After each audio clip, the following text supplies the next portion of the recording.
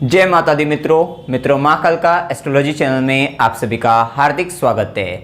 अगर आपने चैनल को सब्सक्राइब नहीं किया है तो चैनल को सब्सक्राइब करें और बेल आइकन को प्रेस करें ताकि आप हमारी लेटेस्ट वीडियो को देख सकें। आज हम स्टार्ट करने वाले हैं monthly prediction for Pisces ascendant December 2021 main लगन के जातकों के लिए दिसंबर माह का मासिक फल। आइए आरंभ करते हैं। मित्रों, अगर आपकी लगन कुंडली के अंतर्गत यहाँ पर लगन में 12 नंबर लिखा हुआ है, इसका मतलब आपका मीन लगन है। क्योंकि भविष्य कथन लगन से दिया गया है, राशि से नहीं दिया गया है, तो सर्वप्रथम आप सभी को अपनी लगन कुंडली को देखना है और वहां पर देखना है कि लगन में 12 नंबर लिखा हुआ होगा। बात करें हम यहाँ पर मीन लगन की, जो कि एक जल तत्व लगन है, द्विस्वाभाविक लगन है। देखिए, द्विस्वाभाविक लगन होने के फलस्वरूप ड्वेल नेचर पाया जाता है। जहां धार्मिकता है व्यक्ति के अंतर्गत गुरु के प्रभाव के कारण, वहीं शुक्र इस राशि में मीन के उच्च के होने के कारण इस लगन मीन लगन में, तो यहां पर हम कह सकते हैं कि व्यक्ति में भौतिकता भी काफी अधिक पाई जाती है। मतलब कहीं ना कहीं दोनों चीजें, ड्वेल नेचर व्यक्ति को जीवन में अपने देखने को मिलता ही है। जहां स्थिरता व्यक्ति देखता है, वहीं बदलाव को भी व्यक्ति पसंद करके आगे बढ़ता है। जल तत्व लगन है, पूर्ण रूप से यहाँ पर इमोशंस की हम बात करें, भावनात्मक रूप से व्यक्ति काफी अधिक प्रभावी रहता है। लविंग एंड केयरिंग नेचर व्यक्ति का पाया जाता है। व्यक्ति काफी चिंतित प्रवृत्ति का भी होता है। और इस लगन के जातकों अथवा जातिकाओं का ये भी रहता है कि व्यक्ति में कोई ड्रीम, सपन बहुत अधिक आते हैं और वे सपन सच भी होते हैं काफी अधिक। मतलब व्यक्ति पारलौकिक जगत से भी जुड़ा हुआ होता है। इस तरीके की प्रवृत्ति व्यक्ति की पाई जाती है। बात कर रहे हैं हम यहाँ पर लग्नेश गुरु की, देखते हैं। देखिए, लग्नेश गुरु दिसंबर माह के अंतर्गत पहले अभी मकर में चल रहे थे 21 नवंबर तक, अब ये कुंभ राशि के अंतर्गत आ जाएंगे 12वें घर के अंतर्गत। पहले नीचस्थ अवस्था में थे, काफी परेशान थे, तो यहाँ पर हम कह सकते हैं कि कुंभ में जा रहे हैं, उसके बाद मीन में आ जाएंगे अपने ही घर की ओर। ये गोचर में अब आरंभ हो रहे हैं, आगे बढ़ रहे हैं। तो यहाँ पर देखिए, लग्नेश 12वें घर के अंतर्गत है व्यक्ति और साथ ही कर्मेश भी हैं, तो ये कह सकते हैं कि व्यय आपका मतलब विदेश से संबंध आपका आ सकता है। जन्म स्थान से दूर आप जा सकते हैं।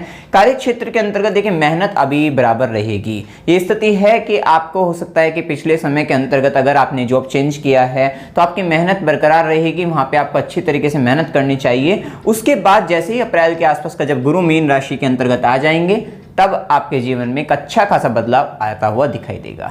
ये समय आपके उत्तेजित रहने का है कि व्यक्ति अपने आने वाले भविष्य के लिए, क्योंकि यहाँ पर मीन राशि में गुरु आएंगे तो बहुत अच्छा फल आपको देते हुए नजर आएंगे अप्रैल 2022 से। लेकिन इससे पहले अब आपको इस बात का पता लगने के फलस्वरूप आप में एक एक्साइटमेंट रहेगा, उत्तेजना रहेगी कि आप अपने जो कार्य कर रहे हैं उन्हें बहुत ही अच्छे तरीके से करते नजर आएंगे। और जिनके करने के फलस्वरूप जो मेहनत अब आप कर रही हैं, उसका फल आपको इस समय के अंतर्गत अवश्य मिलेगा। जब अप्रैल में गुरु आ जाएंगे तो बहुत ही अच्छा फल मिलेगा उस समय के अंतर्गत। आपकी मान सम्मान, पद प्रतिष्ठा आपकी सब बढ़ते हुए नजर आएंगी। स्थिति वहां पर पता लगती है। इस समय में थोड़ा आप अकेलापन महसूस कर सकते हैं। देखिए, गुरु यहाँ पर लग्नेश 12वें घर के अंतर्गत जा रहे हैं। घर के बड़े बुजुर्ग पर खर्चा हो सकता है कि कोई व्यक्ति घर में आपके पिताजी भी हो सकते हैं। यहाँ पर इस केस में हमने देखा भी है यहाँ पर कि पिताजी हो आपके, जो बीमार चल रहे हो, तो उसकी उनकी हेल्थ पर हॉस्पिटल इत्यादि से भी संबंध आ सकता है, वहां पर भी परेशानी बन सकती है। ये स्थिति यहां पर पता लगती है।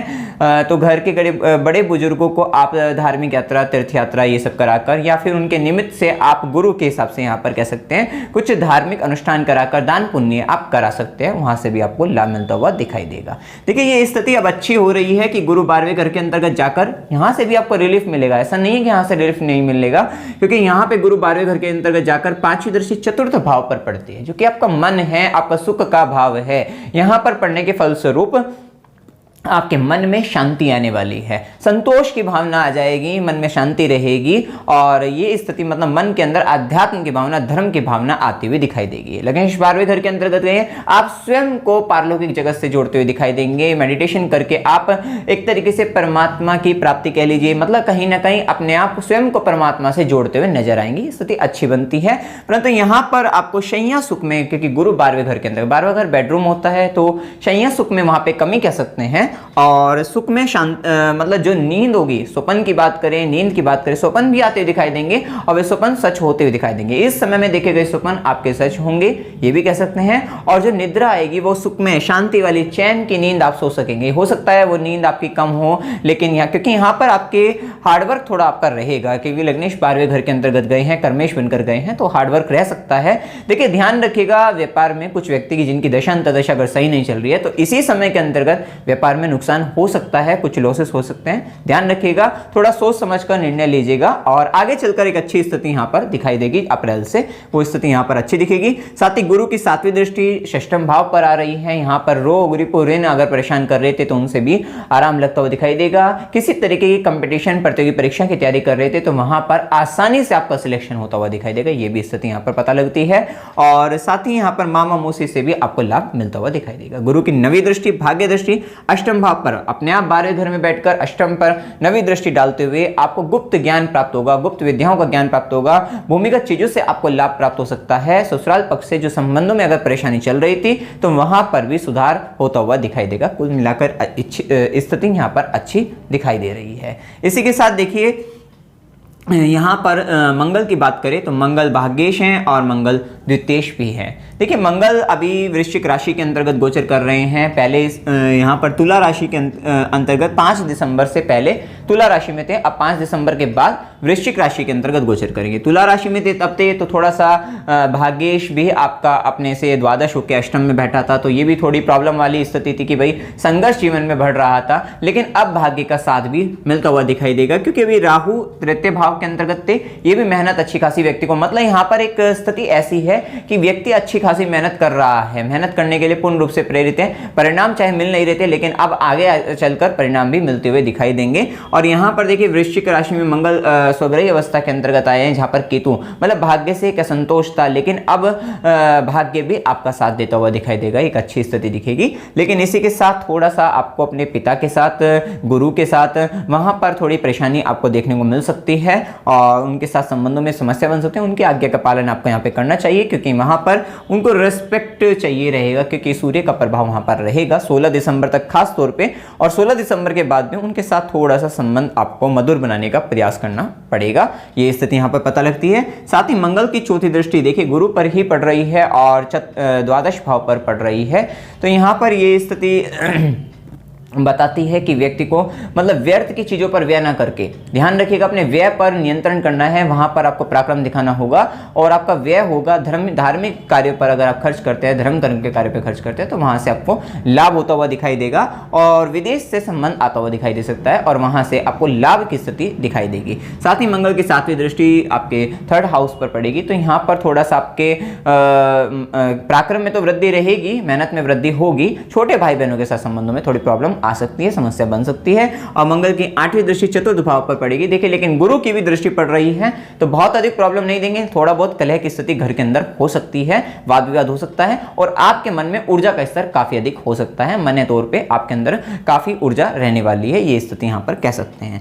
इसी के साथ देखिए यहां पर द्वितीय बनकर बैठे हैं और शनि देव देखिए यहां पर हम कह सकते हैं कि संचित धन को संचित करने के लिए आपका प्रयास जारी रहेगा और वहां पर आपको लाभ मिलता हुआ दिखाई देगा। इसी के साथ देखिए यहाँ पर वैसे यहाँ पर लग्नेश भी 12वें घर के अंतर्गत है, खर्चा बना रहेगा लेकिन फिर भी आपका प्रयास जो जारी रहेगा उसमें आपको साथ मिलेगा कि आपका धन संचित हो जाएगा, ऐसी स्थिति कह सकते हैं। या फिर आपके जो धन संचित धन है उसका प्रयोग आप अपने गुरु के लिए, अपने पिता पर, ये इन पर खर्च करते हुए नजर आएंगे क्योंकि आपका संचित धन के स्वामी का संबंध 9वें भाव से बना हुआ है, तो यहाँ पर ऐसी स्थिति बन सकती है कि आप अपने गुरु पर, धार्मिक कार्यों पर, मंदिर बनवाने पर या फिर पिता के ऊपर वहां पर आपका धन खर्च हो जाए, ऐसी स्थिति यहां पर कह सकते हैं। इसी के साथ देखिए शुक्र का प्रभाव जो कि अष्टमेश है, पराक्रमेश है और शुक्र पहले धनु राशि के अंतर्गत गोचर करेंगे 8 दिसंबर से पहले, 8 दिसंबर तक कह सकते हैं, और 8 दिसंबर के बाद शुक्र मकर राशि के अंतर्गत गोचर करेंगे। ये स्थिति है कि आपके कर्म क्षेत्र के अंतर्गत आप अपनी प्रोफेशनल लाइफ के अंतर्गत काफी अधिक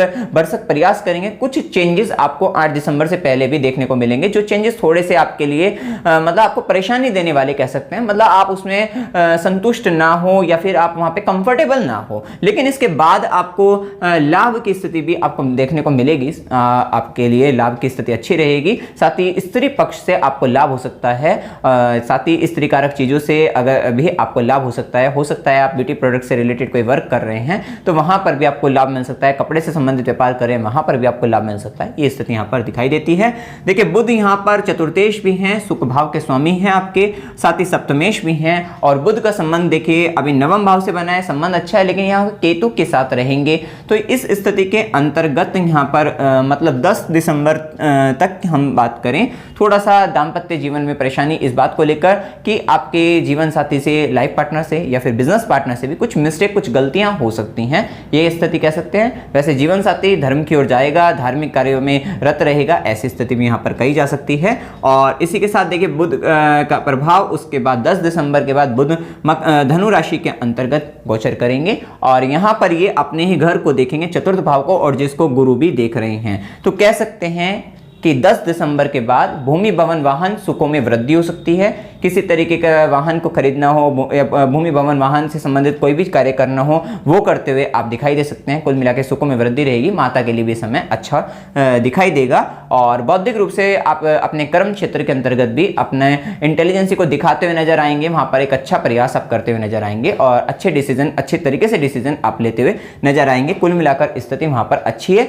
साथ ही साथ 10 दिसंबर के बाद आपके जीवन साथी, आपके लाइफ पार्टनर या फिर बिजनेस पार्टनर भी आपको प्रोफेशनली ग्रोथ दिलाते हुए नजर आएंगे, मतलब प्रोफेशनली आपको सपोर्ट करते हुए नजर आएंगे। ये स्थिति यहां पर पता लगती है। इसी के साथ देखिए यहां पे सूर्य का प्रभाव को देखिए, सूर्य षष्ठेश 6 लॉर्ड होकर ये देखिए सबसे पहले ये आपके भाग्य भाव के अंतर्गत जाएंगे। वहां पर आपको थोड़ी प्रॉब्लम, आपके गुरु या फिर पिता से थोड़ा सा कंफ्लिक्ट, कोई परेशानी ये बन सकती है, थोड़ा ध्यान रखिएगा। इसके बाद 16 दिसंबर के बाद सूर्य का गोचर धनु राशि के अंतर्गत होगा, 10th हाउस में आ जाएंगे। ये स्थिति अच्छी है। सरकारी क्षेत्र से आपको लाभ मिल सकता है। सरकारी कार्य जो रुके हुए थे वहां पर आपको लाभ की प्राप्ति हो सकती है, क्योंकि यहां पर गुरु की भी दृष्टि पड़ रही है। हो सकता है कि गवर्नमेंट से रिलेटेड अगर आप जॉब की तैयारी कर रहे थे और वहां पर कोई कंपटीशन हुआ था, उसमें भी आपको सफलता मिल जाएगी। मतलब किसी तरीके से आपने कंपटीशन में पार्टिसिपेट कर रखा था, तो वहां पे कंपटीशन कम होता हुआ नजर आएगा। कह सकते हैं कि आपका सिलेक्शन हो जाएगा। और वैसे भी सूर्य भी 10th हाउस में आकर आपकी यहां पर पावर अथॉरिटी आपके हाथ में आती हुई दिखाई देगी। स्थिति अच्छी बनती हुई दिखाई दे रही है और सरकारी क्षेत्र से आपके लाभ की स्थिति, और या फिर किसी भी मतलब किसी भी बड़े अधिकारी से आपको कुछ मतलब वहां पे लाभ लेना है, तो वहां पर आप 16 दिसंबर के बाद विशेष रूप से लाभ ले सकते हैं। स्थिति अच्छी है। माता को थोड़ी हड्डियों में दर्द से संबंधित शिकायत रह सकती है। ये स्थिति यहां पर पता लगती है। कुल मिला के ये समय आपके लिए अच्छा है और आगामी समय के लिए, आप आने वाले समय के लिए एक अच्छे फल की कामना कर सकते हैं कि जो मेहनत आपकी चल रही है उसका कुछ ही महीनों में, ज़्यादा समय नहीं है, कुछ ही महीनों के बाद आपको एक विशेष रूप से एक अच्छी अथॉरिटी, एक अच्छी पावर, साथ ही जब गुरु मीन राशि के अंतर्गत लगन में आएंगे, ये स्वाभिमान को भी बढ़ाएंगे। मतलब कहीं ना कहीं आपका जो जनता आपको देख रही होगी, दूसरी दुनिया आपको देख रही होगी, एक नेम एंड फेम, एक वैल्यू आपकी बनती हुई नजर आएगी। मान सम्मान, पद प्रतिष्ठा, सब तरीके से एक अच्छी चीजें यहाँ पर बनती हुई नजर आएगी और एक अच्छी स्थिति यहां पर दिखाई देती है। इसके बाद इसी के साथ शुभ दिनों में की हम बात करें, 5 से 7, 11 से 13, 13 से 16, 18 से 21, 21 से 23 ये दिन आपके लिए शुभ हैं। शुभ दिनों में कोई शुभ कार्य करना चाहते हैं कर सकते हैं, आपके लिए अच्छा रहेगा। साथ ही साथ अशुभ दिनों में 1 से 3, 9 से 11, 23 से 26, 28 से 30 ये दिन आपके लिए शुभ है। किसी तरीके का आपके साथ षड्यंत्र हो गया, परेशानी बन गई, हॉस्पिटल का संबंध आ गया आपके साथ, मतलब मानसिक रूप से तनाव की स्थिति में, परेशानी की स्थिति में अगर आप आ जाते हैं, या रोग ऋण का संबंध, झगड़े का संबंध, तो वो इन दिनों के अंतर्गत आ सकता है। तो यहाँ पर कोई बड़े निर्णय लेने से बचेगा इस समय के अंतर्गत। खासतौर पे जैसे कि अब देखिए कोई सरकार से संबंधित कोई कार्य कर रहे हैं, वहाँ पर परेशानी आ रही है, तो इन दिनों में मत ही करिएगा। वहाँ पर हो सकता है कि आप किसी अधिकारी के पास जाएं, वो अधिकारी आपसे झगड़ना शुरू हो जाए, मतलब वहाँ पे झगड़ा हो जाए आपका उनके साथ जो है, तो ये स्थिति हो सकती है। यात्रा के योग की बात करें, अकस्मात यात्रा 1 से 3, 23 से 26, 28 से 30 इस समय के अंतर्गत अकस्मात रूप से यात्रा हो सकती है। और मनोरंजन के लिए यात्रा करना चाहते हैं 26 से 28 कोई यात्रा हो सकती है। वैसे भी अभी जो समय चल रहा है वहाँ पे यात्रा वगैरह हो सकती है, बड़ी यात्रा भी होने के योग हैं आपके जीवन में, स्थान परिवर्तन के योग हैं। और प्रोफेशनल लाइफ के अंतर्गत प्रोफेशनली आप कहीं दूसरा स्थान बदलकर चले जाएं, वो स्थिति भी यहां पर बनती हुई दिखाई देती है। धार्मिक यात्रा, तीर्थ यात्रा के लिए 3 से 5, 30 से 1 तारीख का दिन अच्छा रहेगा। अस्पताल का संबंध आ सकता है 9 से 11 तारीख का समय, व्यय भी अधिक रहेगा उस दिन।